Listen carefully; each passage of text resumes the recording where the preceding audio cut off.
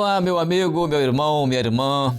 Eu quero cumprimentar a todos com a paz do Senhor Jesus, pois estamos aqui mais uma vez para dar continuidade ao nosso programa relacionado à ética na vida do crente. Um programa que tem trazido para os irmãos muitas informações úteis com relação à questão comportamental e principalmente em se tratando da ética na vida do crente.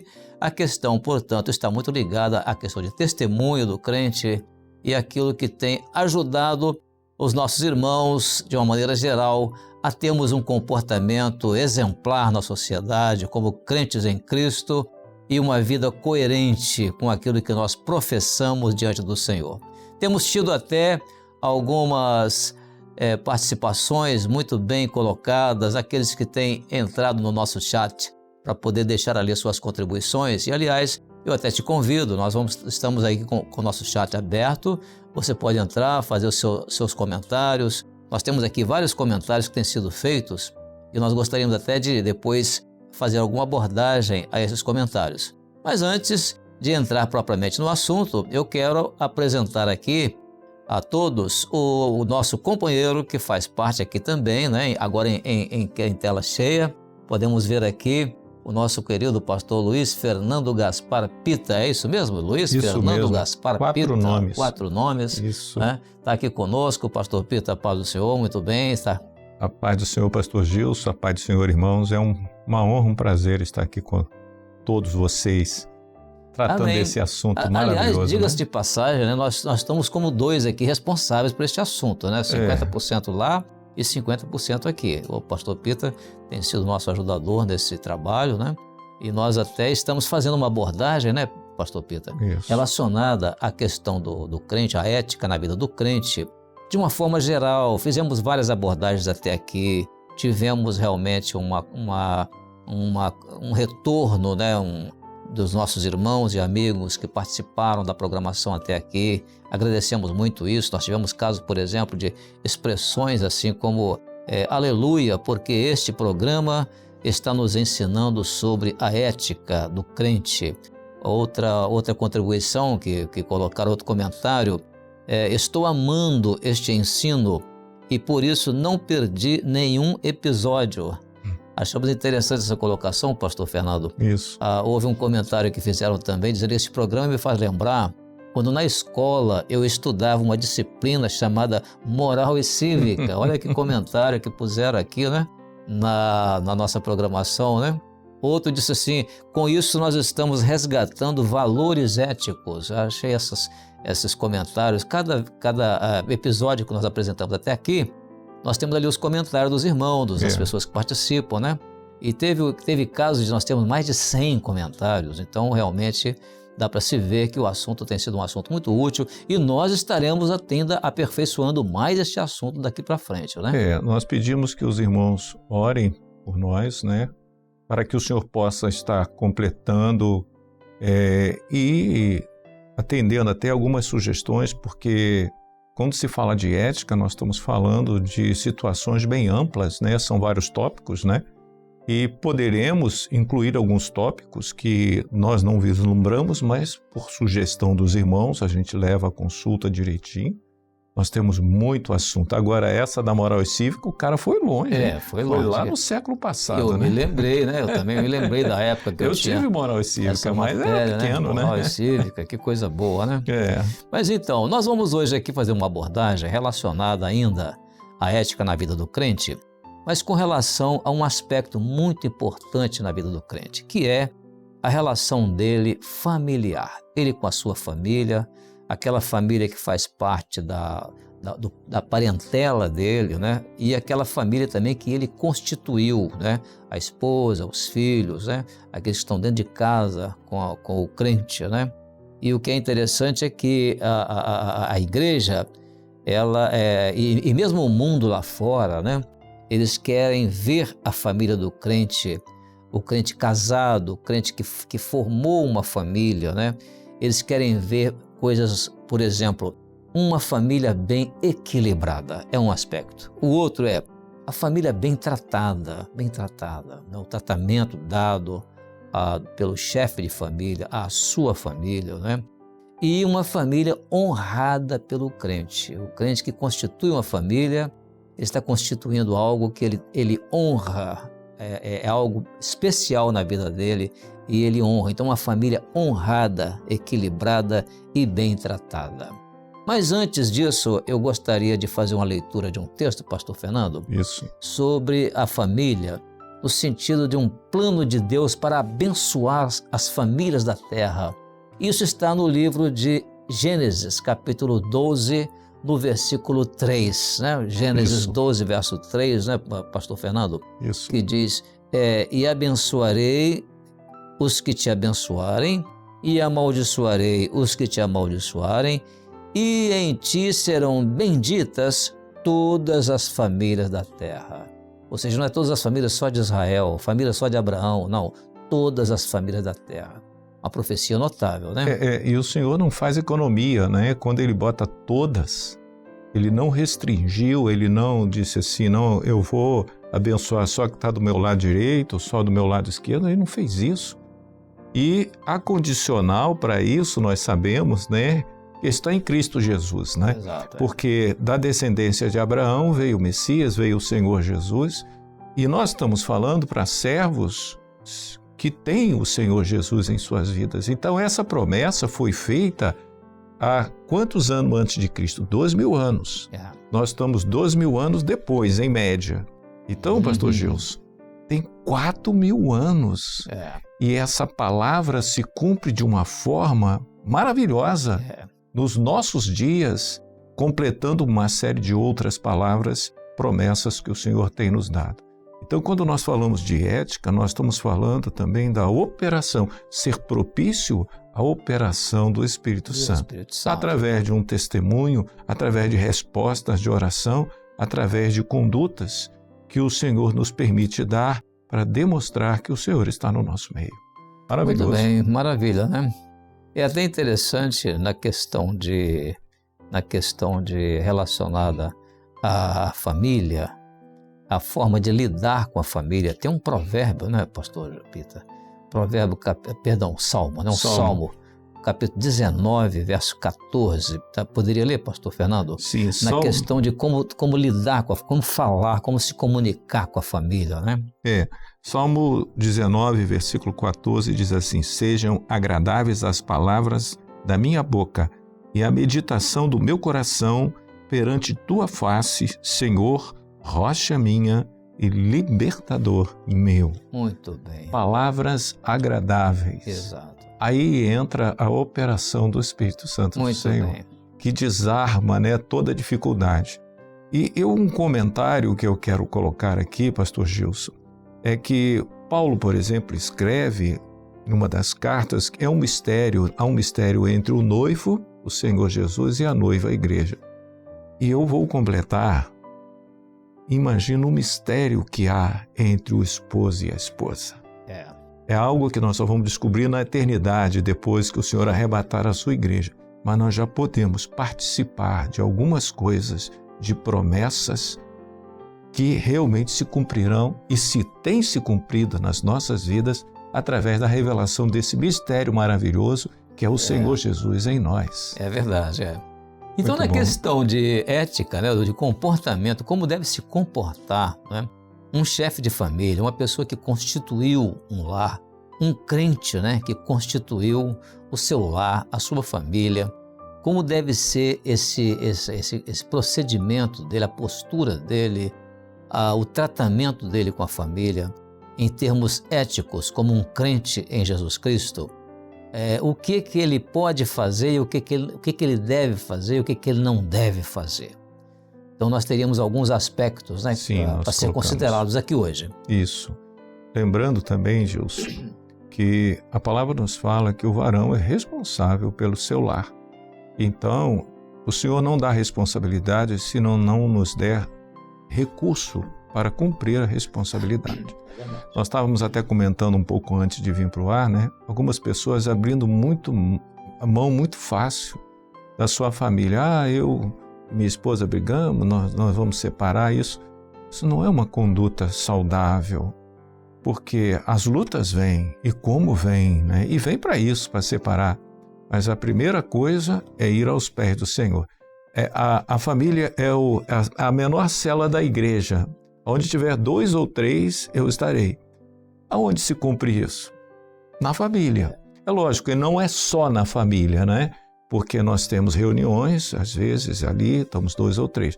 Mas no nosso lar, nós somos uma cela da igreja, propício por uma bênção maravilhosa. Então, Exato. ir aos pés do Senhor, os dois, o casal, né? Se tiver filhos maiores ali juntos orando, é muito propício. Eu até me lembro de um testemunho de um senhor que foi à igreja pela primeira vez, e ele foi para conhecer a igreja, porque ele ficou assim maravilhado há muitos anos que ele não vinha na casa da filha, isso aqui em Vitória do Espírito Santo, ele era de outro estado. E ele chegou na casa da filha, percebeu um ambiente diferente da filha, do genro, das crianças, os netos. E ele sabia que ela era uma serva do Senhor, e ele nunca foi. Aí ele ficou tão maravilhado com o que ele viu, que ela testemunhou para ele sobre a igreja, convidou para ir à igreja. Ele falou, não, então eu vou lá nessa igreja. E ele falou para mim, quando o dia que ele chegou lá, eu vim aqui para saber, para conhecer aquilo que a minha filha, meu genro, essa família minha conheceu. Porque ele disse assim, eu cheguei na casa deles, é um cantando, o outro lendo a Bíblia, as conversas deles. Olha, ele falou assim, olha, pastor, eu percebi que parecia assim um céu, porque parecia que eu estava no céu. Porque ele virou para mim e falou assim, a minha casa não, a minha casa é diferente, minha casa é um inferno. Ele chegou a usar essa expressão. Ele quis dizer o seguinte, que não tinha aquela paz, aquele ambiente de paz, né? Exato. Que ele viu na casa da filha. Aquele moço ficou tão maravilhado com aquilo, e coincidiu no dia, aquela irmã está com o neném de colo, ela foi feita a apresentação do neném. Ele ficou tão maravilhado com aquilo que acabou lá na terra dele, ele era do norte da Bahia. Ele começou a frequentar, não, eu quero ter a mesma paz que a minha filha teve. Então você vê que quando um lar é constituído, o lar do crente, ele é constituído para exatamente transparecer esse ambiente. O ambiente do lar do crente é um ambiente diferente, tem que ser diferente. Você não pode admitir, por exemplo, que um esposo ele reclame da esposa. Rapaz, que coisa mais terrível é uma reclamação de um esposo com relação à esposa. Aliás, a própria palavra fala sobre isso, né? Sim. Como que nós devemos tratar as esposas, né? A palavra nos fala, né? Efésios 5, 28. Assim devem os maridos amar suas próprias mulheres como seus próprios corpos. Quem ama a sua mulher, ama a si próprio. Que coisa, hein? Como seus próprios corpos. A palavra nos fala disso, porque o casal é um só diante do Senhor. Exato, E aquele que não ama a sua esposa não está se amando. Como que isso se cumpre? Mas não é uma pessoa diferente? Porque eu entendo, Gilson, pastor Gilson, que ele está bloqueando uma série de bênçãos, não está sendo propício ao Senhor o abençoar. Por isso que ele não está se amando a si próprio. Por quê? Quando nós tratamos bem as nossas esposas e vice-versa, né? Mas principalmente da parte do varão ali, que é o responsável em si, ele está sendo propício que o Senhor o abençoe, porque vai ser muito mais fácil a condução do lar e as bênçãos se multiplicam. Eu me lembro de um irmão que ele era um obreiro até na igreja, e nós estávamos indo para o Manaim, né, de ônibus. E de repente o ônibus estava para sair, eu dei foto da esposa dele. Eu falei, você cadê a irmã fulano? Não veio? Não, pastor, larguei ela em casa. Eu falei, peraí, largou em casa? Largou não é bom. Porque ele disse que ela estava demorando muito e ela ia perder o ônibus. Então ele deixou para casa. Eu falei, não, de jeito nenhum, esse ônibus vai sair daqui antes dela chegar. Vamos lá buscá-la. Quer dizer, é um tratamento com a esposa que o marido não pode ter um tratamento desse, né? De largar para trás. Tudo bem, se eles estão às vezes andando, fazendo um Cooper, né? Uma caminhada, e às vezes um anda mais do que o outro, isso aí é outra coisa. Mas não é o caso ali, né? Mas não era o caso ali. Deixar pra trás. Eu reparo muito o casal andando, muitas vezes, né? Quando tem um filho, ou quando estão às vezes num mercado, num shopping, ou fazendo compras, aí a esposa cheia de pacote, né? Porque as irmãs são muito mais propícias a compras, porque elas conhecem muito mais a necessidade do lar. E o esposo, muito na boa dele, eu falei, gente, que isso? Não pega a bagagem, rapaz. Eu aprendi no meu lar, né? O meu pai, que se converteu, ele foi criado na Igreja Batista, mas se converteu na obra depois, já idoso, depois de uma cura maravilhosa. Mas ele recebeu dos pais dele esse ensinamento que o varão, o esposo ali, tem de carregar o peso maior, você tem de ajudar a sua esposa. Lógico que a esposa não vai tirar proveito disso, ela não vai querer, né? Mas é a parte, né?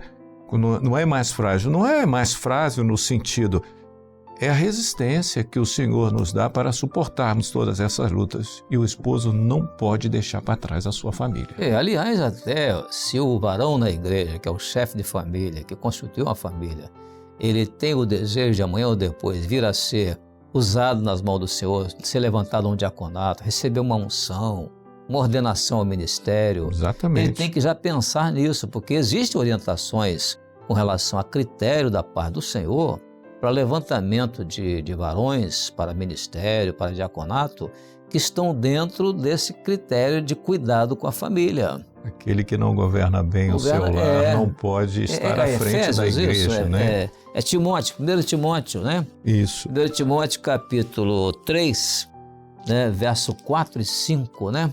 1 Timóteo 3, 4 e 5. Isso. Então diz o seguinte, que governe bem a sua própria casa, tendo seus filhos em sujeição com toda modéstia. Aí vem o versículo 5, que diz assim, porque se alguém não sabe governar a sua própria casa, como terá cuidado da igreja de Deus? É uma pergunta que o apóstolo Paulo faz.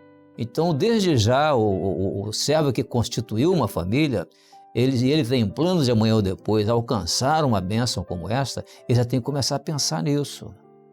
Como governar bem a casa, porque ele governando bem a casa, tendo tudo sob sujeição, não é autoridade, autoridade arbitrária, não é nesse sentido. Não é mandar nos outros. Não é mandar nos outros, mas é saber governar com sabedoria, inspirando confiança na família, na esposa, nos filhos, que amanhã ou depois, para ele ser levantado para um diaconato, ele vai precisar de ser observado esses aspectos, né? Porque o testemunho, o que você está falando é muito, muito interessante, porque Paulo não era casado, mas ele sabia a importância do lar, sabia a importância da família.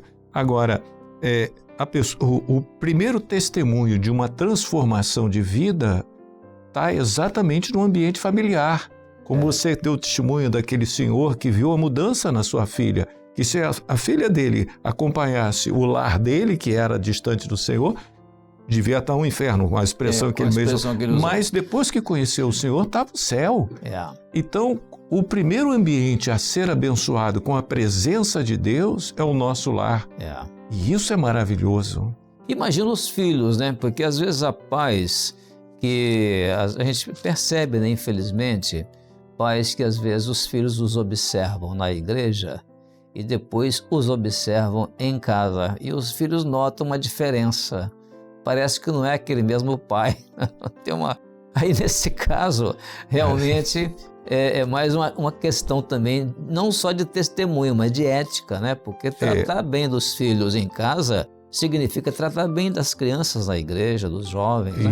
E eu digo por experiência própria, como você também, eu acho que tem essa experiência, os nossos filhos vão aprender muito mais a respeito da obra do Senhor no nosso testemunho em casa. A gente prega, a gente fala, a gente é usado em mensagem, o Senhor abençoa, mas eles estão acompanhando dentro do nosso lar. E é em casa, quando surgem as lutas, as nossas respostas dentro daquilo que nós pregamos, é que eles veem que realmente o Senhor está presente. E isso é maravilhoso. Vai fazer com que eles, quando crescerem, permaneçam na presença do Senhor. E a Bíblia mesmo diz que os filhos, nossos filhos, eles não são nossos, eles são do Senhor. Não diz a palavra, né? Exatamente. Os filhos são herança do Senhor, é Salmo, né? É Salmo 127:3 que diz assim: eis que os filhos são herança do Senhor e o fruto do ventre o seu galardão. Olha, um galardão. Os filhos são um galardão, né? a presença de Deus, nós podermos criar, né, os nossos filhos diante do Senhor. Eu sou suspeito, eu recebi muita bênção, o Senhor teve muita misericórdia de mim, da minha esposa, né? Mas é muito bom, Gilson. É verdade. A gente olhar para trás, você vê as suas filhas, você vê seus netos diante do Senhor. É muito bom. As informações, né? Da bênção, vamos orar, alguém está enfermo, eles buscando a solução do Senhor. Isso é coisa maravilhosa. E mais, eles naturalmente, essa herança que o Senhor nos deixou para nós, né, que é uma herança do Senhor que o Senhor nos deu, é algo que, vamos dizer assim, temos que ter um cuidado muito especial, né, porque o grande problema hoje de educação de filhos, criação de filhos, está no espelhamento, ou seja, no exemplo dado pelos pais. Se é um bom exemplo é uma coisa, mas se não for um bom exemplo, vai ser um grande problema, né? Por exemplo, é muito comum, às vezes, alguns pais, nós estamos falando do crente, né? O pai crente, que às vezes deixa transparecer no meio da família alguns problemas que ele toma conhecimento na igreja. Isso não é bom, porque traz para a família um peso. Às vezes ele como varão, ele como obreiro, ele como diácono, até ele como pastor, ele aguenta esse peso, mas a família não aguenta esse peso. Então isso não é ético, isso.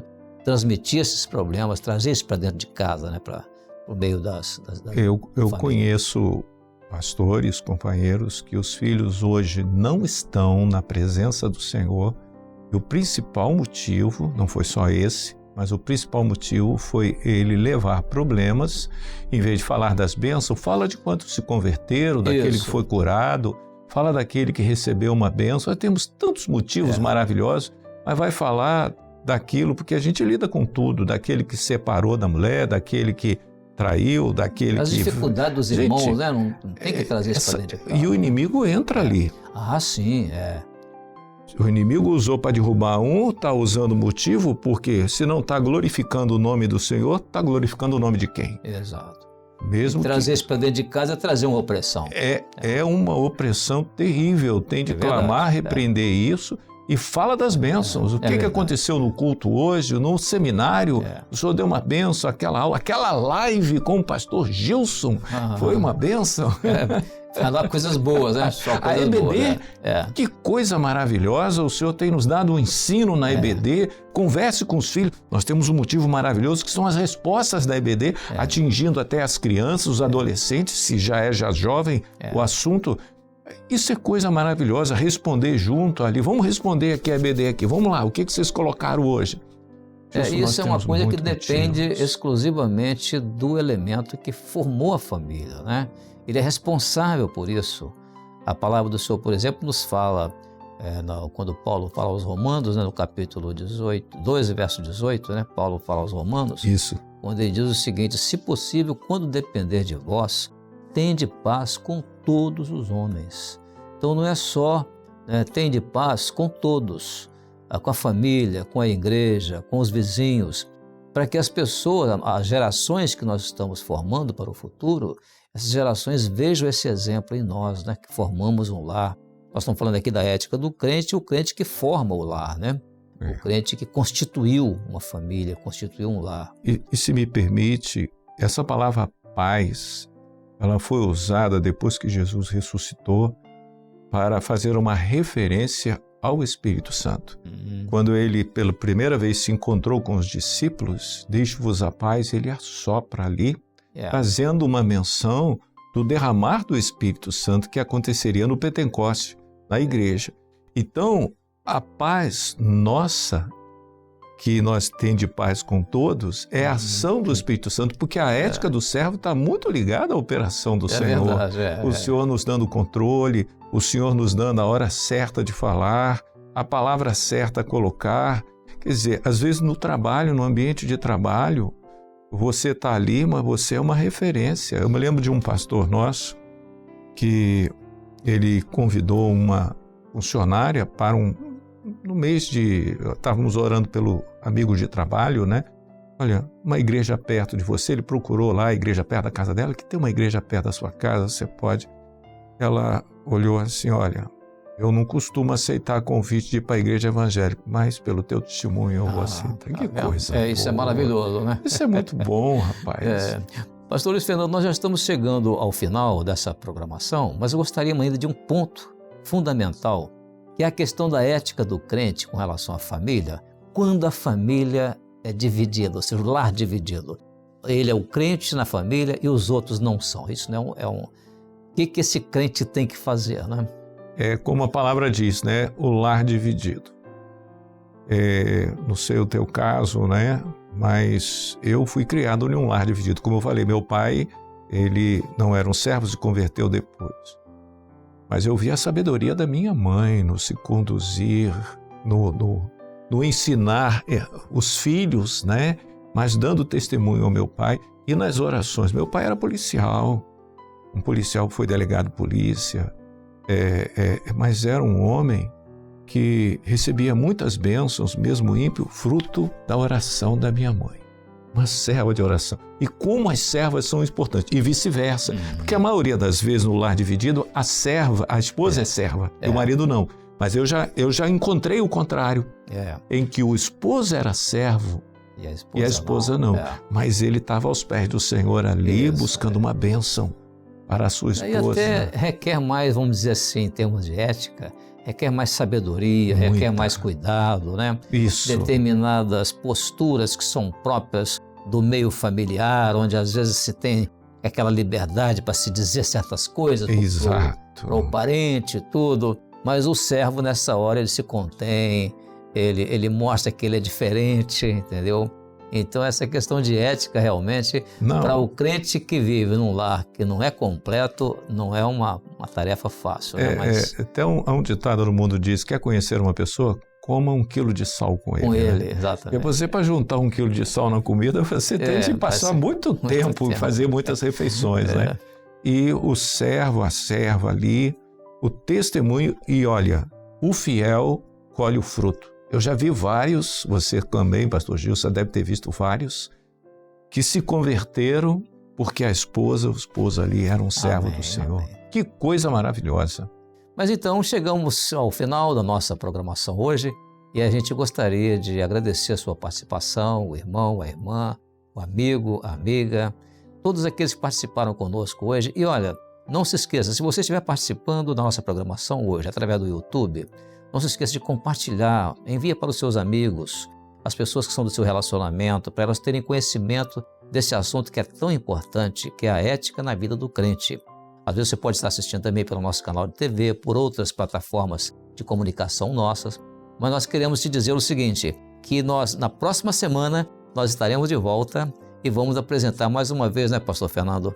Nós vamos apresentar mais uma vez a nossa programação e contamos com a sua audiência, a sua participação. Não esqueça de colocar o seu comentário no chat para nós tomarmos conhecimento de como estamos sendo recebidos, a programação está sendo recebida pelos nossos participantes. Deus abençoe a todos, a paz do Senhor Jesus. A paz do Senhor, pastor Gilson. A paz do Senhor, pastor Gilson, a paz do Senhor, irmãos.